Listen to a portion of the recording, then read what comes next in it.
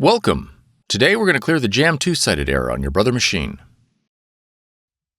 This video will cover multiple models and operating systems. Even though your machine may not match the model on the screen, the overall process will be the same.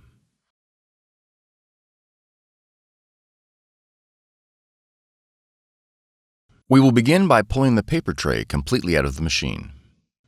Gently remove any jammed paper with both hands. Turn to the back of the machine and remove the two-sided tray. Gently remove any jammed paper with both hands.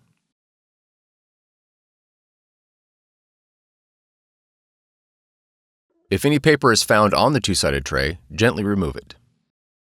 If there is jammed paper in the tray opening, remove it using both hands. Now replace the two-sided tray. Replace the paper tray firmly inside the machine. For more tutorials, FAQs, and videos, visit us at www.brother-usa.com. If you found this video helpful, be sure to subscribe. Thank you for choosing Brother.